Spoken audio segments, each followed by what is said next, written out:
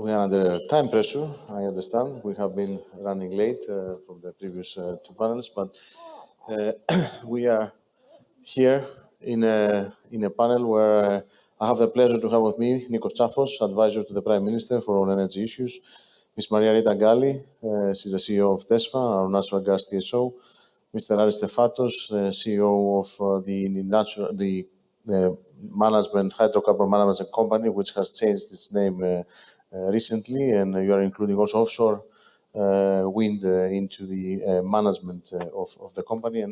And we have two online speakers with us, members of the panel. Dr. Leonidas Drollas, an independent energy consultant, who is a very good expert, especially on oil and gas and hydrocarbon issues, but we would like to hear his perspective on the topics we will be discussing. And Bassam Fattouh, the director of Oxford Institute for Energy Studies, professor of the school also in the University of London. I will start with Nikos Tsafos. I know he's under pressure to be out of the room relatively shortly, so I would do it like this, maybe a couple of minutes each, so that we can have the answer to the question, actually the topic of our discussion. Are we living in a brave new world, energy world? I mean, what is your feeling and your forecast, if you wish, for the future, and what can this bring to us? Well, first of all, thank you so much for having me. It's also great to be here at the American College of Greece. I think the last time I was sitting on this stage was my graduation from Pierce College, which is a little bit over 20 years ago. So it's been a while. So it's very good to be back. We do live in a brave new world. I think this is a brave new world categorized by the following things. One is you think about energy policy trying to optimize between different objectives. Right now, energy security, or rather energy insecurity, is paramount. We are faced with a shock that is unlike any other energy shock that we've experienced in history. It's multi-fuel. It is coupled with a major geopolitical crisis that really sort of challenges the very foundation of the Western order. It is of an unknown duration. We're not quite sure how long it will last. And I think it's really shaking some of the basic assumptions and some of the building blocks that we have for the energy system. I mean, we are, in Greece, we are essentially modifying marginal pricing of electricity in the span of a few weeks in order to come up with a system that works better for the world that we inhabit. We are talking, and I'm actively advocating for a cap on the price of natural gas in Europe. So we're making sort of huge structural shifts because we're faced with a crisis that our systems are not equipped to handle. So I think that is the backdrop. And of course, all this is happening. Unlike earlier crises, we have to solve this in a way that keeps us consistent on our long-term climate goals as well, right? So if you go back to the 70s, we got out of oil or reduced our dependence on oil by doing more coal, by doing more gas. We don't have that option anymore. So we have to go to new technologies that are relatively immature, if you think about hydrogen and others, and somewhat more mature if you think about renewables. So that creates an immense, I think, challenge. And the pressure that we are under in trying to get this right is significant. So I think that does create a very different environment than the one we were talking about 6 months ago in terms of making policy. Thank you, Nico, for being very precise and concise on time. I will give the floor to Bassam. I would like to hear your 2 to 3 minute perspective, Bassam, if you can, so that we can all have the opportunity to listen to each one in the panel. Thank you. Absolutely. First of all, I'm delighted to be joining this panel, and I would like actually to take on the theme that just been mentioned, and that is the elevation of energy security really as a core element in energy policy. And I think for a long period of time, policymakers, particularly in Europe, enjoyed a very benign environment, high economic growth rates, low inflation, low interest rates, globalized supply chains, abundance and low cost of energy. And I feel that as a result of this benign environment, energy security has fallen in priority in the policy agenda, and sustainability and climate action became the sole, or at least the main drivers of energy policy. But of course, this has changed following the current prices and energy, the current price and energy crisis. And I think there's finally realization that energy policy cannot be unidimensional. It has core components: sustainability, energy security, affordability of energy, even in developed countries, because high energy costs can hit households quite hard, particularly in lower income groups. And in emerging economies, also the issues of economic competitiveness and development have become key. And energy policy with multiple objectives is much more complex, and there will be trade-offs, especially in the short term. And some of these are becoming quite visible in the current context. For instance, the banning of coal in the power sector to optimize the use of gas, or what we're seeing substitution from gas to oil in some parts of the world. And it's quite important also to emphasize that there is the international dimension, because the energy markets are highly interconnected. So for instance, by Europe competing in gas and coal markets to secure their energy supplies, they're actually contributing to making energy more expensive in other parts of the world. And this will impact their transition path. And that actually takes me to a related observation, is that we are seeing much more government intervention in energy markets. Governments are taking short-term measures to offset the impact of shocks. They're introducing support packages, they're introducing windfall taxes, they're imposing price caps. There are calls for redesigning electricity and carbon markets. And I would say that some of these measures increase the policy risk and uncertainty facing the investors. And I think this also relates even to a more general observation on the state versus markets. Market forces as a central part of the energy system, but the government is ultimately responsible for guaranteeing that everyone has access to energy, for securing the public goods of decarbonization and security of supply, and also demonstrating that markets work for all citizens. So this is a public good that need to be internalized. And this really raises a key questions, and I will conclude here, is how to balance the role of government versus market in future market design. And if the current crisis is causing a swing away from markets towards states, how long will this continue?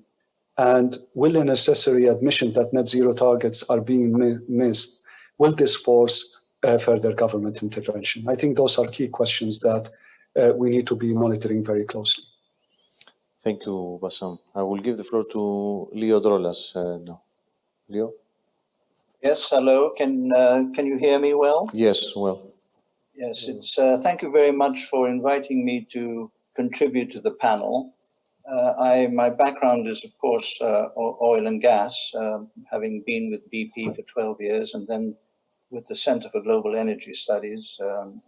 Bassam knows us well. And now I'm an independent energy consultant. I just wanted to say just a few words before we go into more detail. That we must remember that the current energy crisis is one of supply hitting temporary constraints, especially in gas. And as you know, gas is a backup fuel for the renewables, which of course are intermittent and often unreliable. So we're hitting a time when the main backup in electricity for this intermittency has reached very high levels of cost. So it's a tricky moment, but if economies work, if the price system works, as we all hope it does, these supply side issues will slowly ameliorate. The problem I have is with some of the policies planned by the EU in particular, and of course Greece, is to, on the demand side, where there is a big effort, I understand for social reasons, but in economics, there's a big effort now to prevent the price system from hitting consumers, but that in turn does not reduce demand as it should be. So the twofold response to the system of excess supplies, which take time, and reduced demand don't seem to be working. So I'm afraid, from my point of view, as an economist, the issues will remain to plague us. Thank you, Leo. I will give the floor to Maria Rita now. I think it's a proper pass in football terms, I guess, from what Leo just said to you. Thank you, and thank you for inviting me to this very interesting discussion. I think, the title of this panel is The Brave New Energy World. Sometimes I'm thinking that we are a little bit venturing into the unknown when it comes to the energy. And of course, some of the questions that comes on top of my mind have been already discussed. Let's say for a person like me that has been through the whole liberalization of the gas energy market in Europe, but now there is quite an existential question whether the current European gas and electricity framework will survive this crisis. Because we see really a very significant shift, a full paradigm shift with government intervention, as we have already heard, which is a necessity. We see every day, think about Germany nationalizing Uniper, Germany sanctioning 5 FSRU. We are talking about suspending TTF, price caps, initiatives that all of them, of course, are rational and necessary in these circumstances, but thinking about venturing into the unknown, we don't know the impact they will have because we have no time to design the energy system of the future. That much look like the energy system of the past. I started in the monopoly of the late 90s, and I see a tendency toward, let's say, coming back to a less market-driven, liberalized European market.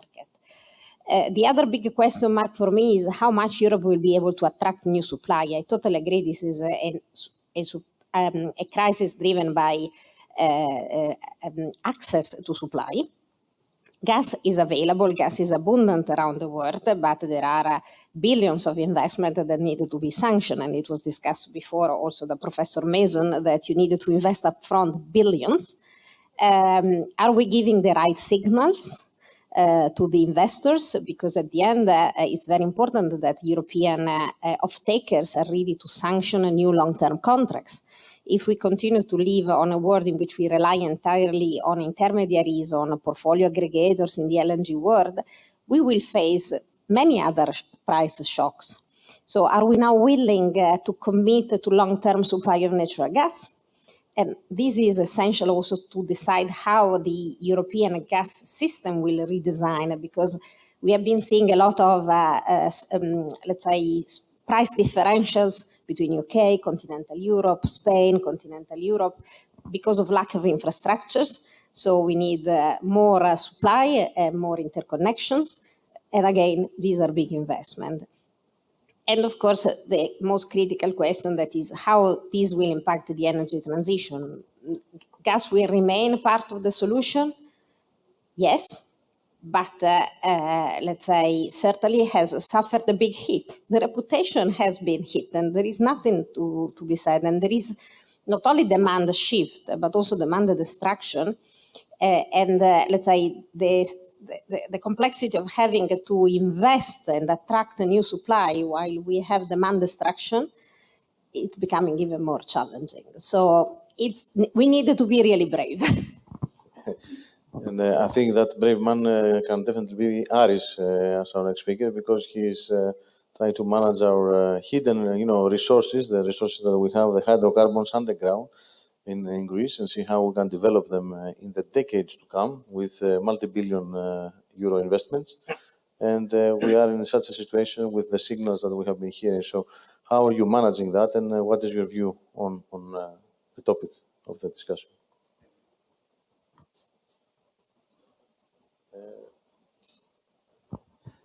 Can you hear me? Okay.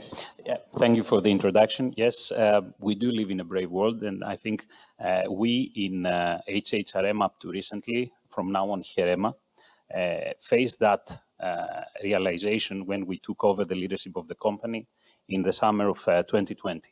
It was just after the negative prices in the oil and gas market, and we came with a responsibility to see how does the effort of Greece to tap on its unexploited natural gas potential, how could we fit it into the energy transition objectives at the time. So what we did then, and I'm very happy today because we see the results of that strategy, we came with a 3-pillar strategy.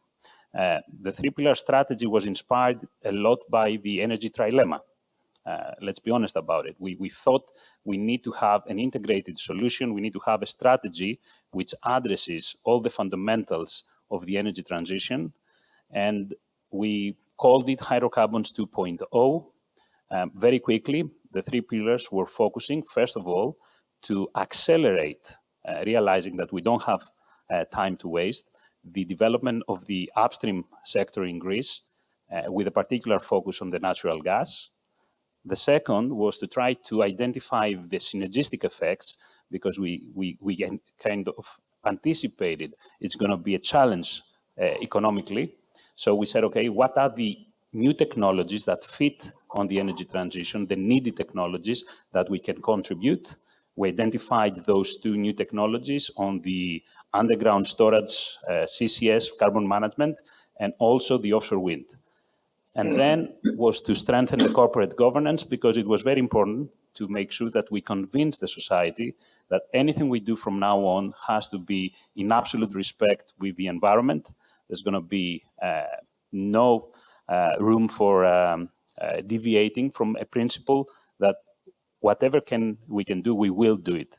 And we know that the industry can do that. So today I'm happy to say, and I want to pass a positive message in this response, that we have succeeded in that strategy since we changed our name to include energy resources. And by including energy resources, we actually reflect to the new legislation that was passed by the Greek Parliament in April and in July, where we became the authority for the underground storage, the CCS, the UGS, but also for designing the offshore wind parks.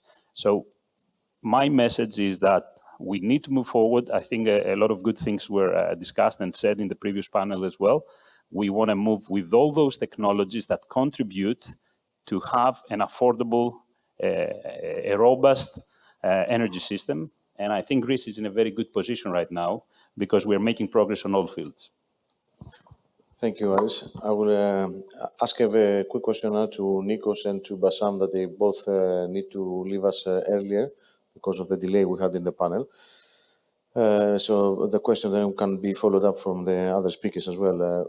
We have talked a lot about solidarity in European Union on common ground solutions. We have heard it from Adam as well earlier, that it's not easy to just find a common answer and a common solution that may not fit anyone, which means it doesn't work. Energy policies are national, the national strategies and the national issues that need to be tackled first. So we need to see, on one hand, each state independently, but then at the same time, we need to have this collaboration on the regional and broader level. Where do you see us going next at the European level? You have been, Nikos, taking part in a lot of discussions with the Prime Minister's mission, and not only representing the Greek government in the EU discussions. And as part of that question for Bassam later on, we know that the United Kingdom, has Brexited a couple of years ago. They are outside of the EU, and still they have their own national policy. Are they faring better off than the rest of Europe, or do you feel that they are worse off? And the question is for both. I will start with Nick, and then to Bassam. Well, thank you for that question. As you said, it's extremely difficult to form a common European front, and it has been difficult even before the war started. What has been clear, I think, to us, and to the Greek government, is we have actually something interesting. It's happening under horrible circumstances, but in some ways we have essentially national experiments of countries trying to do different things. And some of those experiments are now getting adopted at the European level, right? So our approach to sort of capping the remuneration for different technologies in the electricity sector and using those sort of windfall profits to support consumers, what we have been doing in Greece since early July, is now the basis of a European response. That is what we hope the ministers will agree on next Friday when they meet to discuss this. So, there's been an interesting, and we're talking about the Greek model, the Iberian model. This is, in a way, this reflects the slowness of the pan-European response and different countries putting their own ideas. I also think on the area where I think we've made the least progress is clearly on the functioning of the natural gas market and the need to do something. I've spent the good chunk of my career as sort of an energy economist, supply, demand, prices, forecasts, all that. And for the past year, I have no idea what TTF is doing, right? I don't know. I see things that are not justified by anything. And it's been, I think, very frustrating to see an unwillingness to do something about that. I mean, clearly you have a market that is highly manipulatable by Gazprom. Like everyone, I hope, can agree on this. And when I'm in Brussels and I tell people, if you had a domestic market where the dominant supplier could decide one day to supply much less to the market to boost the price, you would have shut down that market within a week. And you would have said, no, we can't let you do this. And somehow for a year now, we've had this dynamic in Europe and there's no response, right? And now we have, TTF, I was just pulling the numbers yesterday, is, 7 times higher than Henry Hub, and it's 3.5 times higher than the average price paid for LNG in Japan. Now, I'm not saying those numbers should be equal, but 7x makes no sense. So I think where I see the biggest obstacle is, and it's getting there, and Rita mentioned this, are we going back to the past? In some ways the pendulum is swinging towards more sort of state interference or state sort of ownership of the system. But I think that's also in some ways desirable. We have set up markets. I mean, I'm a big proponent that there's a difference between market forces and market design. Market forces, in the short term, you can't avoid. But market design is a function of what governments do and regulators do. And I think we need market design that matches the reality we are in. And marginal pricing of electricity doesn't work very well when TTF is at 200 euros per megawatt. Having all gas priced on hubs when that one hub can be manipulated by a dominant supplier is no longer the same sort of obvious solution that it was, 5-10 years ago when we switched from oil-linked contracts to hub pricing. So I think that battle is being fought in many ways at the ideological level, but also the practical level. If you're trying to redesign market in the midst of a crisis, that creates challenges. But I'm optimistic that, Europe sometimes takes a little bit longer to act than you would like. But I have faith that at the end of the day, confronted with the moment, we're going to make the right decisions. And that's kind of why I have the job that I have. Not an easy job these days. Bassam, if we can listen to your answer as well, and we will excuse both of you, as I know that you have to go. Thank you, Mr. Chairman. I just feel that what is missing in this debate, or at least is not emphasized enough, is consumer behavior. And I have to agree with Leo here that there's so much focus on the supply side without really much attention being given to the demand side. And to me, really, if we're looking at the responses or the speed of the transition, this will be very much influenced by consumer behavior. And I think this is an area that needs much more attention and understanding. Consumers are very active parts of the smart energy system. They shape, change, and influence the system with their behavior. Also, the consumers are the ones who are going to make investment decisions over mobility, for instance, in EVs, heating and cooling, buildings. And those all will basically directly impact energy demand and electricity demand. And when we talk about consumer response, we're also talking about demand flexibility, which is not only about consuming more or less energy. It's also about managing a growing number of resources and shifting load to support variability of renewable energy and congestion on the network. And also, we shouldn't forget that the consumers are also citizens, and their support for the energy transition is vital, actually, to legitimize many of the policy initiatives. So, and when there are questions about climate change, certainly it's a vital thing, but consumers are asked, to make specific changes to lifestyle but economics and convenience and cost also tend to come to the fore. So it's really not about sustainability.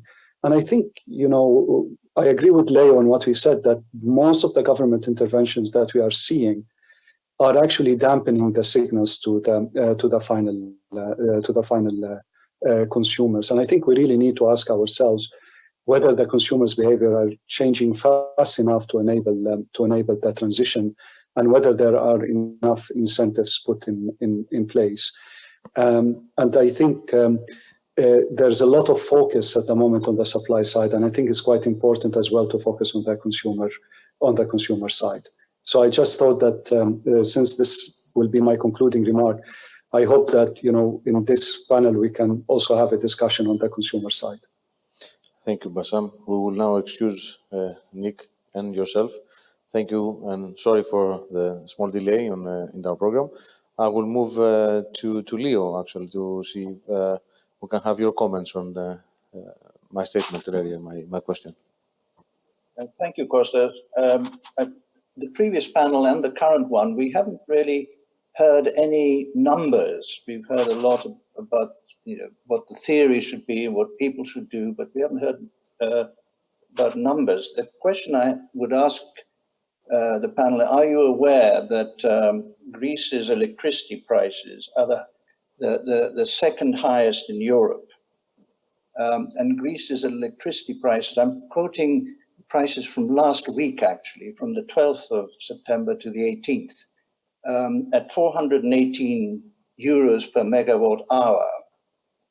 Compare that with Poland's 137 euros per megawatt hour. Why are Polish electricity prices so much lower than Greece's? I would venture to suggest that the answer lies in the structure of the provision of electricity. Poland is a very large user of lignite and coal, lignite being the worst form of coal. That is really the reason why covering their baseload electricity with coal and lignite, prices are cheap under the marginal cost pricing model. Greece, on the other hand, uses only 9% of lignite last week, and it was actually lower, down to 5% before that. The Greek government is now switching into rejuvenating lignite power stations. Gas is at 36% of the provision of power, renewables 33%. Gas, of course, being the backup for the intermittency of the renewables. Taking wind in Greece, the capacity utilization rate of wind in Greece was in 2021, when we have the full figures, 29%. In other words, 70% of the time, there is no wind power compared with the capacity, what it could produce. And I've allowed for 15 days of maintenance per annum, etc. So there are certain obvious problems there. Greece relying on gas as both as a fundamental source of electricity power and also as a backup. And if one goes further into the renewables, especially using wind, solar is less intermittent, especially in a country like Greece, which has a lot of sunshine over many months in the year. Then if you do that, then you're going to have to perpetuate the problem, because wind remains intermittent, and it has done for billions of years and will continue to do so. So I have a problem with the structure of the power generation system. They are fiddling around now under trying to get the EU to go with it as well, with the pricing system, trying to cap the prices of those electricity providers who have low costs in comparison with the price. I hear that the latest idea is to cap the level at which lignite is operationally viable at 180 euros per megawatt hour. So it's both the system has big problems, and the more one goes into the renewables, the more the problems will keep on existing, and also in the way the pricing system works. In the old days, as they say, and I go back many years, both in the UK and in Greece, in the UK, nuclear power provided the baseload electricity. But over the years, because of this desire to increase the renewables, nuclear power's share has declined. And it's done on purpose. We're just now in the UK building a new nuclear power station for the first time for so many years, I can't even remember when. These are serious issues that have not been addressed. And we're heading down the same road, I'm afraid. Sorry, Costa, I spoke a lot, but it's quite a serious issue. Indeed, the UK has displaced, however, completely coal, which has been a dominant fuel, like it has been in Greece. So we have seen a lot of changes over the past couple of decades. Maria Rita, if you would like to comment on this. Well, I'm certainly not advocating to come back to more lignite, and I have to say that, let's say, it's true that we need to develop energy system in which the energy transition is not ideological, but is technological, so driven by fact, number, and let's say, not driven by absolute targets in terms of penetration of certain solution, because we see it being the operator of the gas grid every day, the swing between wind and natural gas. It's a fact. We have days in which we have 50% wind, and we have days in which we have 5% wind in the energy mix. And the rest is always, of course, can only be taken care by natural gas. Having said that, something that has been raised is about demand. And of course, it's not my job to talk about subsidies when it comes in particular to end users. Let me say that, so end consumers, families, because this is a very sensitive topic. Industry in Europe, overall in Europe, the gas consumption in the industry sector represents 25% of the total demand. And the industry sector is the one in which we have a more elasticity. That's indeed, and in Greece, we have already experienced a reduction of approximately 70% year on year on natural gas consumption in the industrial sector. But of course, this is, okay, one could say is a positive fact because we have a response that help somehow reduce the demand. But I think that we should consider this as a negative consequence because on two sides. First, we are switching to much more polluting fuels. In particular, when it comes to refineries are burning whatever can be burned in the refinery process. So a lot of heavy fuel oil. And of course, this is not good, let's say, with respect to our emission targets. And on the other side, we run the risk of demand destruction, which we don't have to look at it as for the gas perspective. Let's look at it for the perspective of the industry in Europe.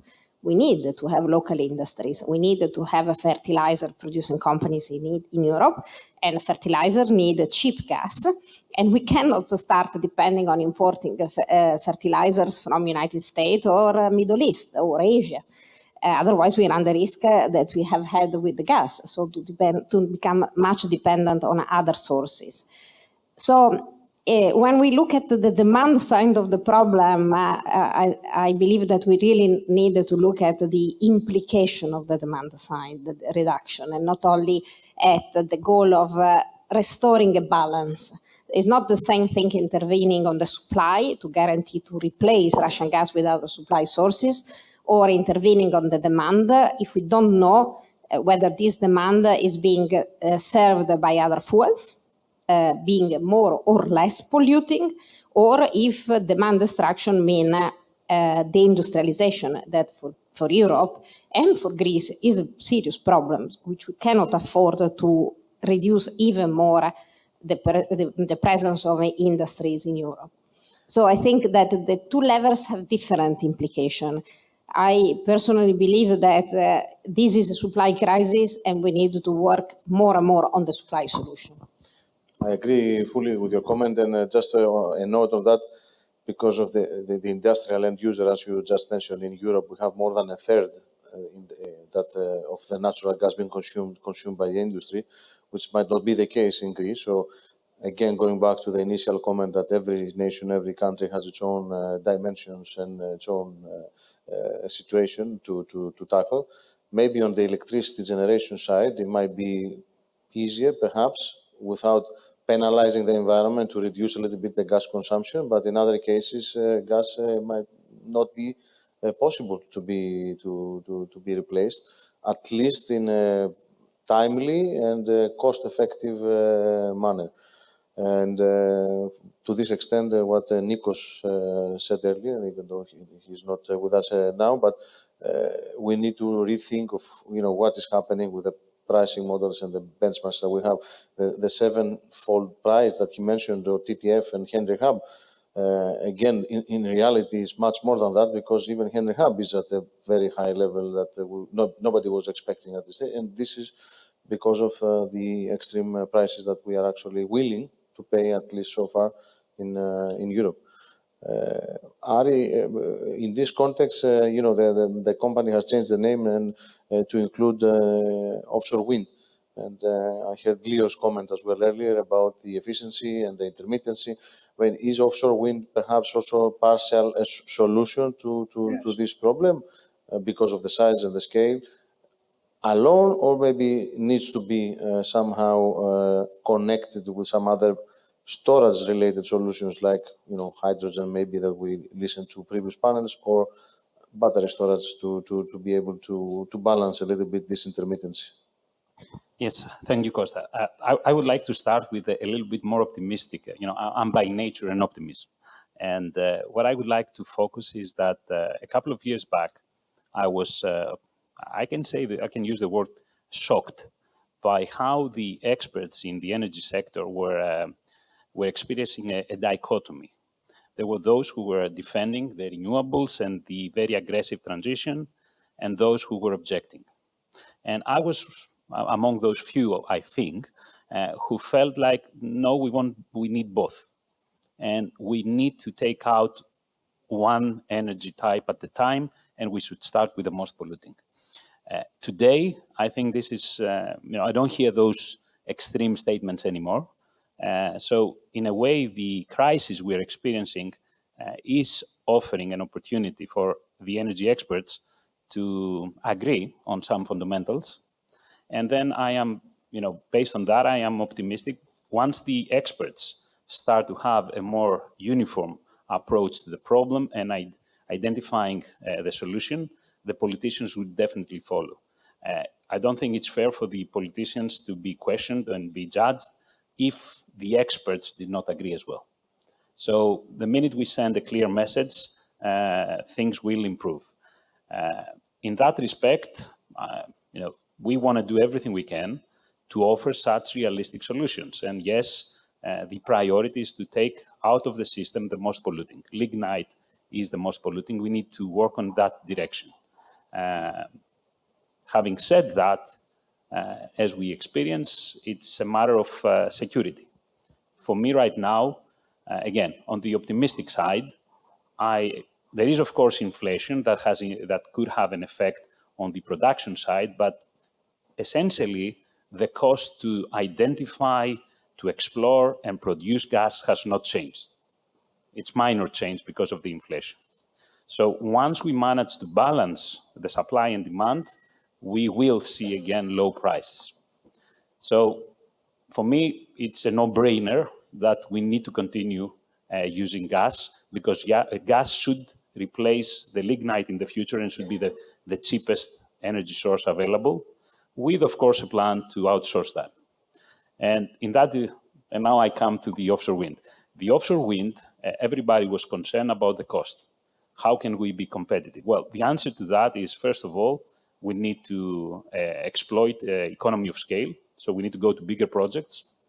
And then the other thing is, we need to have faith that as more of us, and it is in fact a reality around the world, focus on this industry, we will see a very expedited development and improvement on the costs. We will see cost reductions as we go forward.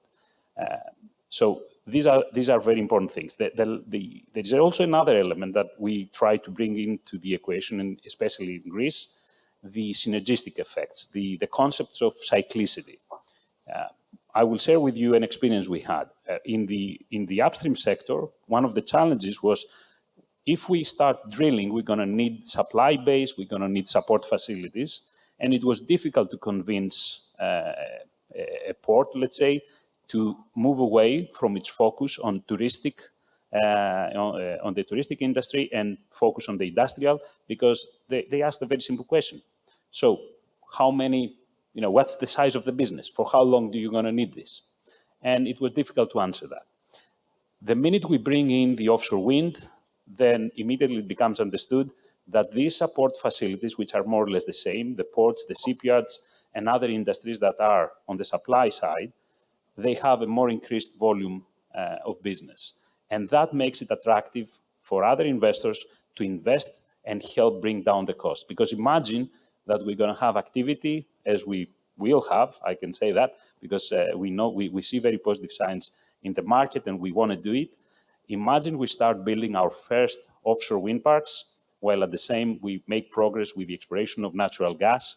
Then we start building economy of scale again. Then we start seeing more investments, and the prices and the cost will be reduced. So I like to stay very optimistic.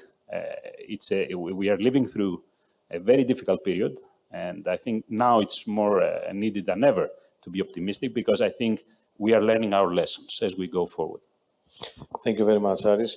I think we will have to end our panel to go with the next one, unless maybe Leo or Maria, you have something to add to close. I would like to add after the lady.